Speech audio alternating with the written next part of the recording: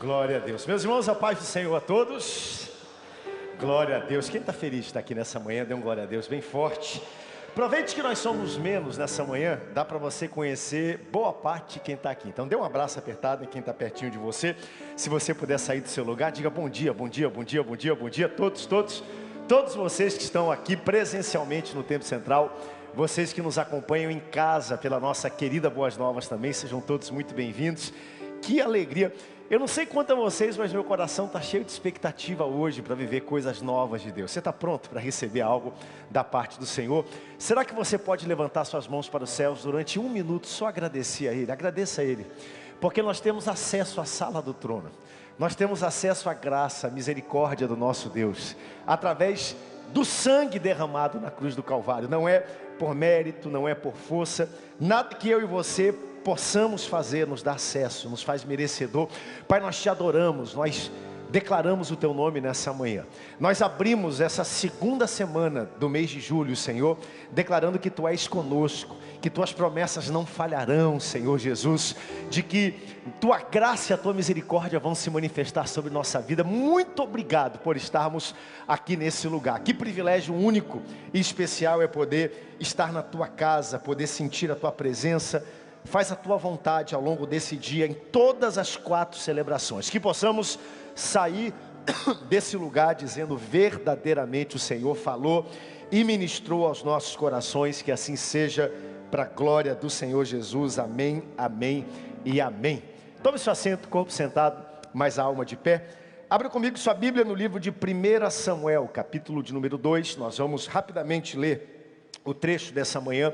Nós estamos estudando nessa série, nessa caminhada que nós temos aos domingos pela manhã, todos os livros da Bíblia. E para quem está aqui hoje nos visitando ou pela primeira vez, dê uma olhadinha aqui na tela atrás, você vai ver toda a progressão de tudo que nós já estudamos ao longo desse ano e aquilo que nós vamos estudar também até o final do ano, indo para os evangelhos. Coloca para mim aqui isso, tá bom?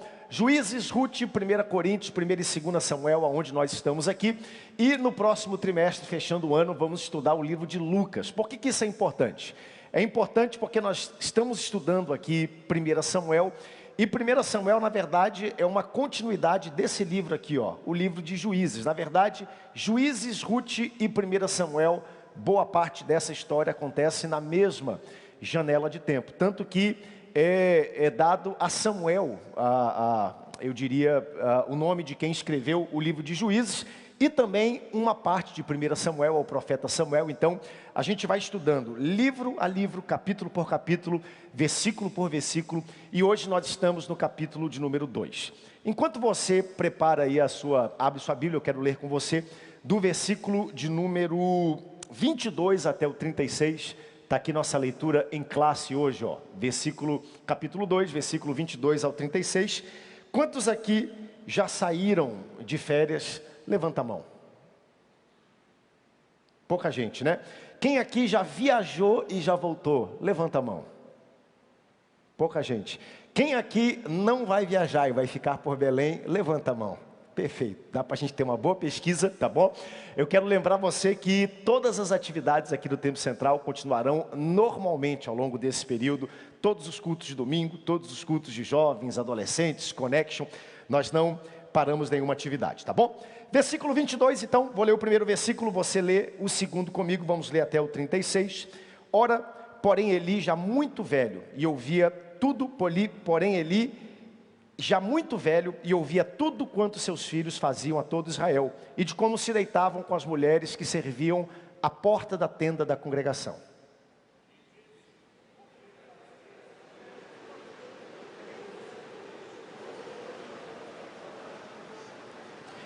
Capítulo 2, versículo 24. Não, filhos meus, não é boa fama esta que ouço, estás fazendo transgredir o povo de Deus.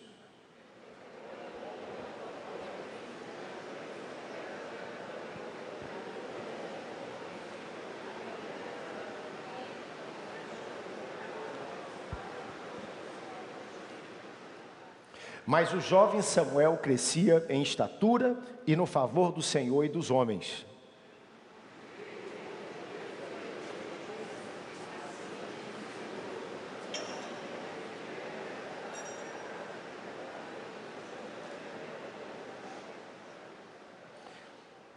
Eu o escolhi dentre todas as tribos de Israel para ser o meu sacerdote, para subir ao meu altar, para queimar o incenso e para trazer a estola sacerdotal perante mim.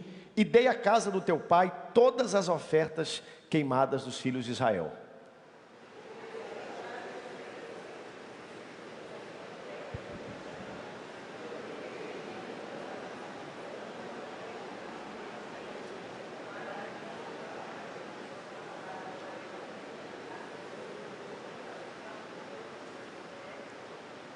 Portanto, diz o Senhor, Deus de Israel, na verdade, dissera eu que a tua casa e a casa do teu pai andariam perante mim perpetuamente. Porém agora, diz o Senhor, longe de mim tal coisa, porque os que me honram, honrarei, porém os que me desprezam serão desmerecidos.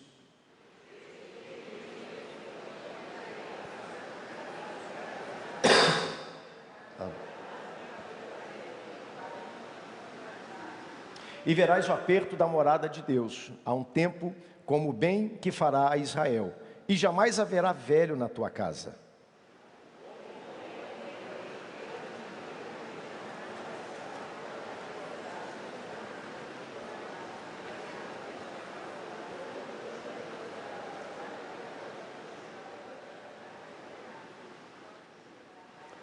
Ser-te-á por sinal que sobrevirá a teus 2 filhos, a Rófine e a Finéias, ambos morrerão no mesmo dia.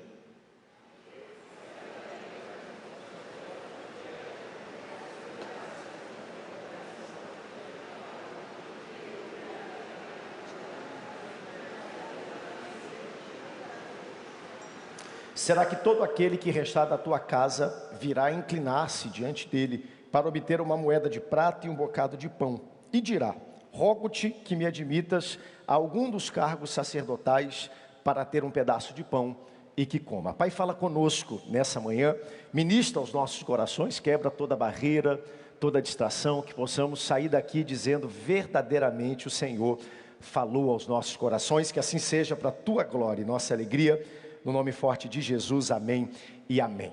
Eu quero convidar você a manter sua Bíblia aberta no capítulo de número 2. O capítulo de número 2, ele começa de uma maneira muito sugestiva e inusitada. Nós lemos no capítulo 1 uma história conhecida da Bíblia acerca da mãe desse menino, desse moço chamado Samuel.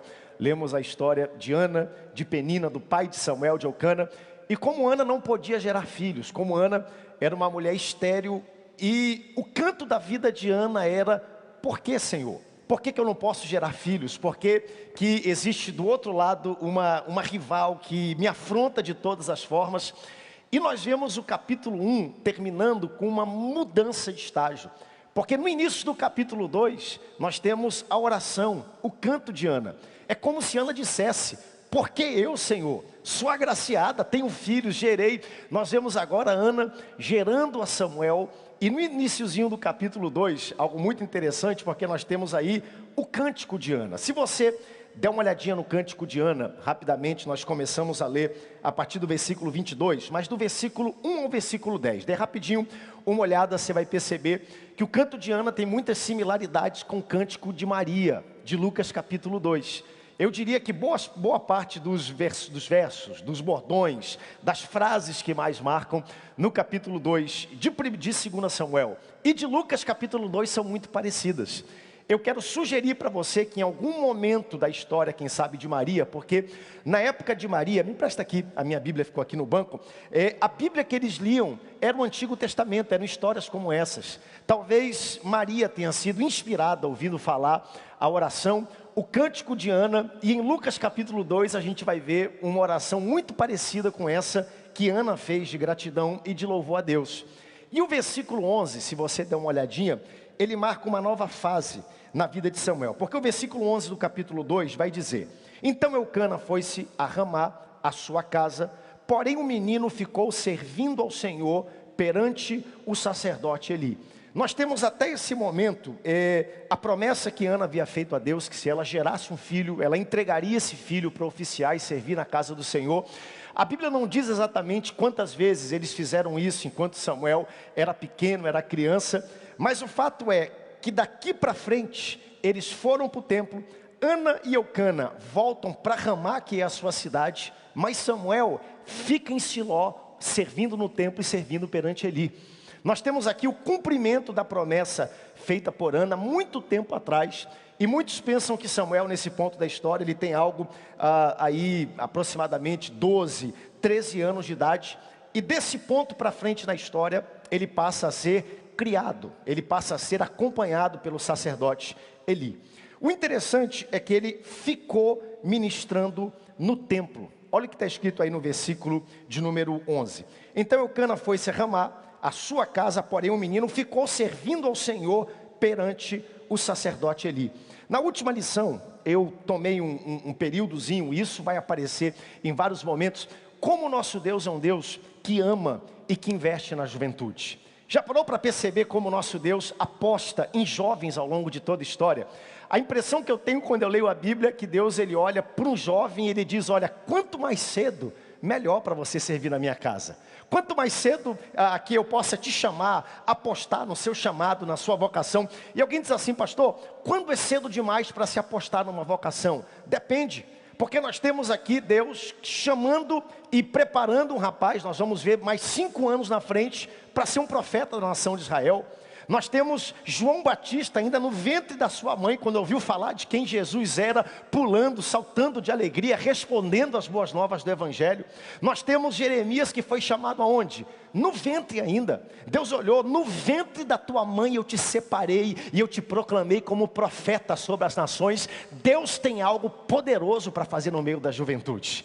Eu contei aqui no último domingo, D.L. Moody, um dos grandes pregadores. Ele pregava quando as pessoas aceitavam Jesus, ele fazia um diário da quantidade de pessoas. Um dia ele chegou em casa, a esposa perguntou, quantas pessoas aceitaram Jesus hoje? Ele falou 2,5. A esposa olhou para ele, como assim 2,5? 2 adultos e uma criança? Ele falou, não, 2 crianças e um adulto. E ela novamente ficou em dúvida. Ele disse, todo adulto que aceita Jesus, deu já metade da sua vida para fazer outras coisas, mas uma criança que entrega a vida a Cristo tem a vida toda para testificar o poder do Evangelho.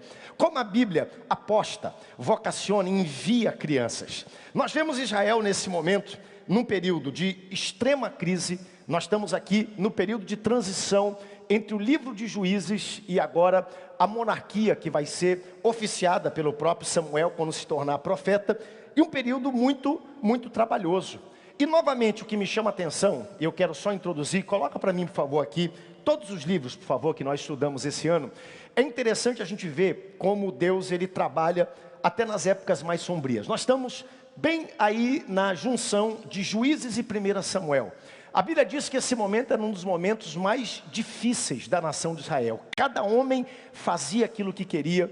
Não havia imperativo moral, não havia rei, não havia regra. A gente tem algumas histórias em Juízes que a gente lê e a gente não acredita que essas coisas acontecem. E a impressão que a gente tem às vezes é que nós somos reféns da história. Você já se sentiu assim em algum momento? Que a história vai acontecendo, vai se desenrolando e você fica ali como se fosse um passageiro da agonia, sem poder fazer nada. Mas o que a gente descobre aqui nesse texto que nós temos aqui nesse momento? A gente vai descobrir que mesmo quando nós não conseguimos ver e entender o agir de Deus, Deus está agindo de uma forma que você não consegue ver, mas lá na frente tudo vai se encaixar. Nós estamos vendo e contemplando aqui Deus preparar um grande profeta para realizar uma grande reforma no meio da nação de Israel. Nós vamos ver o profeta que ele vai levantar para ungir Saul. Vamos ver o profeta que ele vai levantar para ungir o rei Davi. Vamos ver o profeta que ele vai levantar para fazer várias correções que eram necessárias no reino. Mas do outro lado da história, na mesma janela de tempo, nós temos Ruth preparando Boaz para ela se casar. E que eles teriam um filho chamado Obed. Obed teria um filho chamado Jessé. E Jessé teria um filho chamado Davi para reinar sobre a história de Israel. Está dando para entender? De um lado Deus está levantando um profeta para cuidar da nação. Do outro lado Deus está levantando um rei para cuidar da nação. Ninguém consegue ver e discernir, mas Deus está trabalhando. E eu quero ministrar o teu coração nessa manhã. Você não consegue ver, você não consegue discernir o que Deus está fazendo, mas tenha paz, porque Deus está trabalhando ao seu favor, mesmo quando você não vê. Oh, coisa maravilhosa. Dê um brado de glória a Deus nessa manhã, se você crê que o nosso Deus é um Deus que trabalha. E nós somos introduzidos agora a esse homem que é o personagem central do capítulo 2, que é esse homem chamado Eli. O que nós vamos descobrir acerca de Eli? E o capítulo 2 faz questão de evidenciar isso. Eli tinha uma família extremamente complicada. Ele tinha uma família muito difícil. Ele tinha 2 filhos problemáticos aqui nesse texto, que não serviam a Deus com integridade. E nós temos nesse ambiente, aonde Eli, que é o ponto aqui de número 1, o sacerdote Eli, tinha algumas dificuldades aqui. Nós temos o ponto 2 com os seus filhos. E no meio desse ambiente nós temos o jovem Samuel, que crescia e ministrava diante do Senhor. Essa passagem é uma passagem importante para a nossa meditação, porque hoje nós temos muita gente que às vezes olha para a igreja, olha para a liderança, olha para alguns aspectos da vida em comunhão e da vida de comunidade que nós temos no meio do corpo de Cristo, e quando vê algum sinal de hipocrisia, de mau testemunho, como os filhos de Eli davam, logo começam a dizer: não vou mais congregar, não vou mais habitar, viver nesse ambiente. Olha só como vive aquela pessoa, olha só os problemas que aquele outro tem. E nós temos no meio de todo esse ambiente um jovem chamado Samuel dizendo: não importa o que A faça, o que B faça, eu estou focado no Senhor e eu vou crescer ministrando perante a presença do Senhor. Samuel não se desanimou, Samuel não deixou apagar a chama da sua paixão. Eu tenho um mandato para você nessa manhã: não se desanime em nome do Senhor Jesus. Não deixe apagar a chama da paixão do seu coração. Nós não estamos aqui para ministrar a homem, a sacerdote. Nós estamos aqui para ministrar ao Rei dos Reis e Senhor dos Senhores, que é o nosso sumo sacerdote. O nome dele é Jesus. Porque vão vir momentos como esses, aonde Hófni, aonde Finéias, aonde pessoas de péssimo testemunho vão aparecer. E o versículo 22 tem aí o primeiro ponto: quem foi o sacerdote Eli? Leia para mim, por favor, o versículo 22.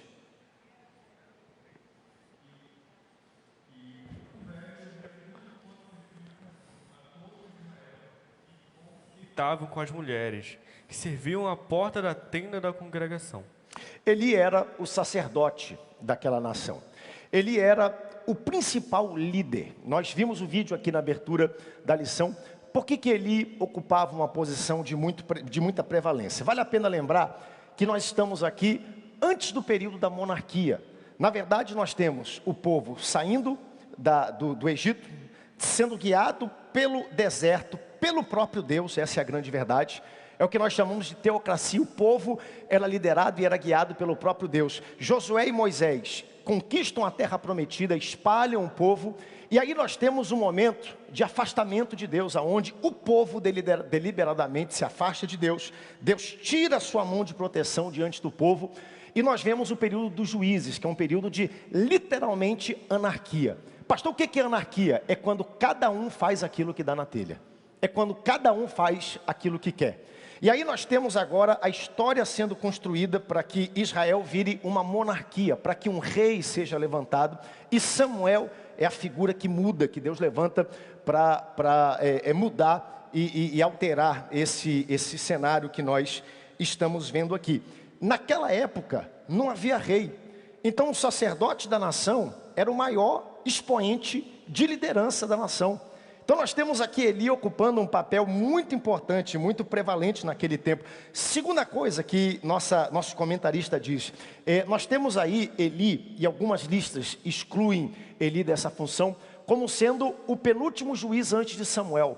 Porque Samuel foi o último juiz. De Samuel para frente, a nação tinha um rei, o rei Saul. Então ele ocupou essa função também de ter que julgar as dúvidas, os problemas que haviam dentro do povo. Eli era um homem, como diz o texto, já muito velho, aqui em torno de 95, acredita-se que ele faleceu com 98 anos, um homem da tribo de Levi, ou seja, da linhagem que Deus escolheu para oficiar, para servir perante o templo. Qual era a função, funções, e somado a isso, porque não tinha rei, ele se tornava o maior expoente de liderança. A Bíblia não fala sobre a sua esposa, mas novamente fala sobre os seus 2 filhos, Hófni e Finéias, e esses 2 rapazes trouxeram muita dificuldade e muito problema para Eli. Eli, vale a pena lembrar, era um homem temente a Deus, um homem correto. A gente não consegue encontrar nenhum pecado deliberado na vida de Eli.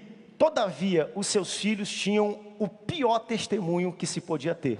Ao ponto que no versículo 12, se você der uma olhadinha na sua Bíblia, a Bíblia os chama de filhos de Belial. Eram os filhos de Eli, e aí está no texto, deixa eu ver certinho aqui para você. Eram, porém, os filhos de Eli, filhos de Belial, e não se importavam com o Senhor.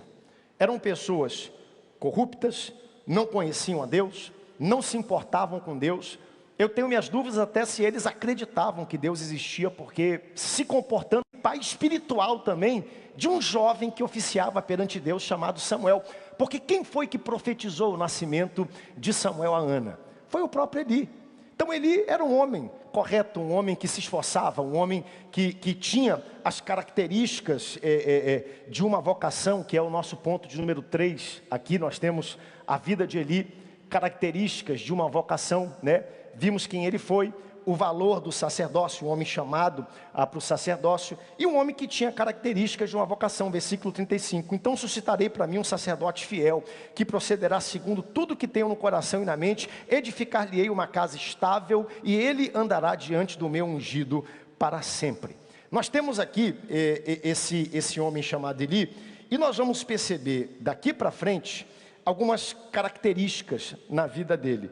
Por exemplo, dê uma olhadinha na página de número 13 da sua lição, algumas características que a Bíblia, na verdade, a lição coloca sobre a vocação. Primeira delas, conhecer a Deus. Ele conhecia a Deus? Obviamente conhecia. Profetizou, o nascimento de Samuel se cumpriu, profetizou que Ana teria outros filhos e tudo isso se cumpriu. Ele tinha uma vocação? Claro que tinha. Aptidão para fazer aquilo que ele fazia, era da tribo correta, era a pessoa que Deus escolheu, tinha uma chamada.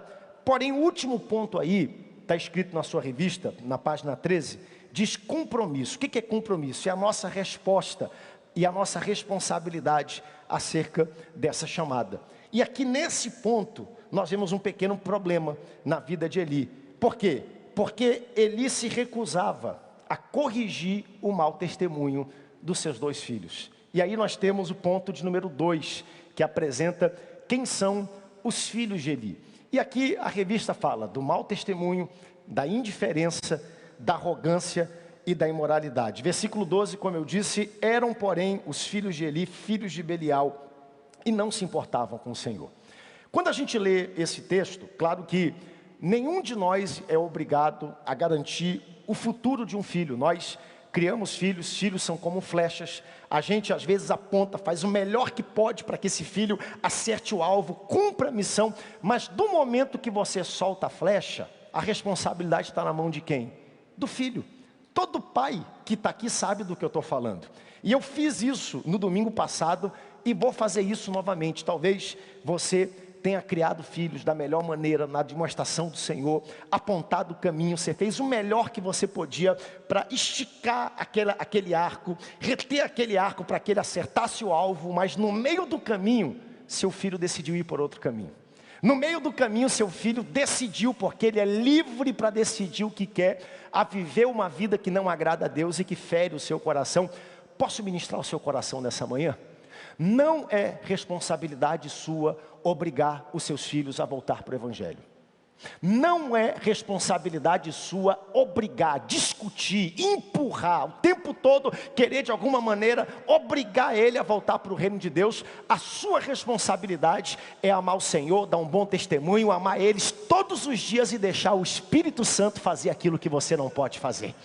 Quem convence o homem do pecado é o Espírito Santo. Não é a gente largar para o maligno, jogar para baixo, mas é a gente pegar esse filho, jogar para cima e dizer: Senhor, está nas tuas mãos, agora faz aquilo que eu não posso fazer, louvado seja o seu nome. A diferença dos filhos de Eli é que eles tinham um péssimo testemunho, mas eles oficiavam no templo. Eles eram sacerdotes dentro do templo. É como se fizessem aquilo que eu faço, de tempo integral, servindo no dia a dia da congregação. E eles tinham alguns problemas seríssimos que o texto aí coloca perante nós e apresenta. E nós não vamos ter todo o tempo para fazer isso. Mas quando a gente vê uma passagem como essa, e eu já me aproximo para o fim, a pergunta que muita gente faz, e eu ministrei isso semana passada, e até nas minhas mídias sociais teve gente que mandou para mim e perguntou, a pergunta é a seguinte: pastor, por que coisas como essas acontecem onde não deveriam? Você já fez essa pergunta? Por que a gente tem problemas como esses aparecendo nos locais menos recomendáveis e aonde não deveriam aparecer? E a resposta é muito simples. Problemas como esses acontecem onde não deveriam, porque pessoas são pessoas. Porque pessoas são difíceis. Não tem a ver com Deus, com o reino de Deus, tem a ver com as pessoas. Pessoas são pessoas no passado e pessoas continuarão sendo pessoas até os dias de hoje. A gente, quando olha para a Bíblia, a gente tem algumas histórias, algumas coisas que são impressionantes. Por exemplo, na história de Jó. Já viu a história de Jó? Quando Deus está lá e de repente ele conclama os anjos nas regiões celestiais, os anjos aparecem. Quem é que aparece no meio dos anjos? O diabo, vem junto. Existe lugar melhor para estar do que as regiões celestiais? Não existe. Quando a gente pega, antes da criação do mundo, 1/3 da população angelical, levedada por Lúcifer, é expulsa do céu pelo poder e pela glória de Deus. Alguém pergunta, pastor, por que isso aconteceu lá em cima?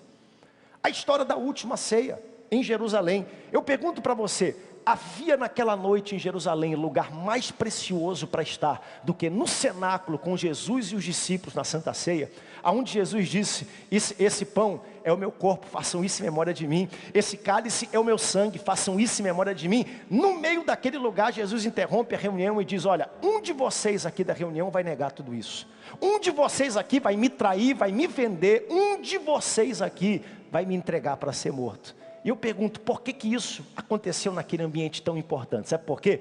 Porque pessoas são pessoas. E há quem diga que isso desmerece o Evangelho, descredita o Evangelho, diminui o Evangelho. Como é que pode? Dentro do templo, dentro do cenáculo, nas regiões celestiais, mas é justamente o contrário. Isso prova a misericórdia, a graça de um Deus que não desiste de cada um de nós, e é por isso que nós estamos aqui nessa manhã.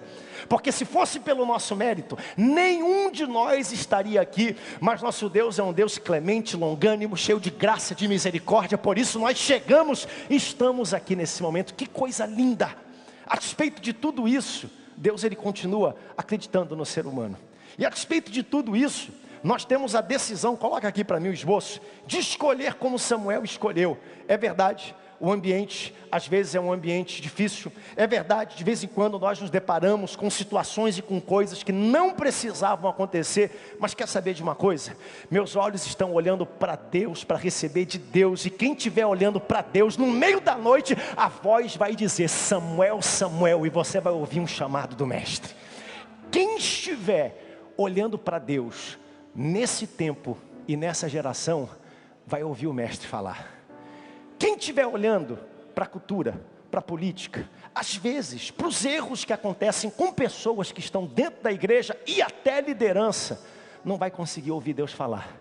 Mas quem estiver resoluto, focado no Senhor, é verdade, pessoas são pessoas, até eu posso cometer esses erros, mas Senhor, eu quero ministrar perante Ti todos os dias da minha vida. Pode te preparar que no meio da noite Deus vai chamar você e vai falar ao seu coração.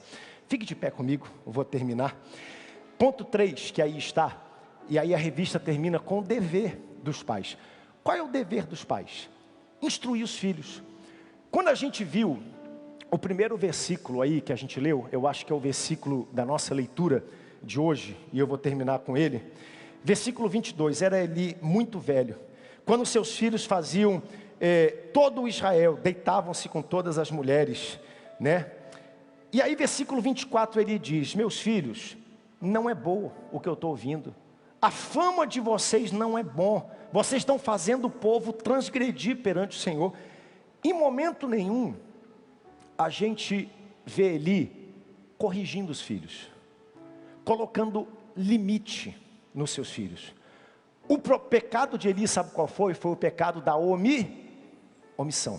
Ele sabia que havia um problema. É como se ele dissesse: meus filhos, não está certo, não é bom o que eu estou ouvindo. Traz aqui a mãozinha que eu vou dar uma palmada na sua mão. Agora vai embora e continue vivendo do mesmo jeito. A gente não vê Eli colocando limites. Era hora de Eli chamar, de Eli corrigir. Porque quem corrige ama. Quem corrige não faz isso porque quer ver a dor do próximo, porque quer ver o melhor deles.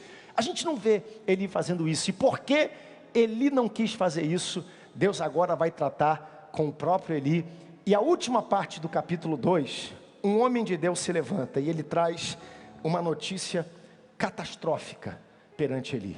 Traz um julgamento para Eli, traz algo terrível que aconteceria com ele, dentre as quais a Bíblia diz: não haverá nenhum moço mais na tua casa.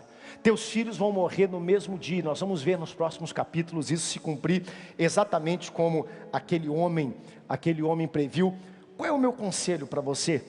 E já entrando no capítulo número 3, que eu vou ministrar daqui a pouco, coloca para mim aqui o esboço para mim, rapidamente.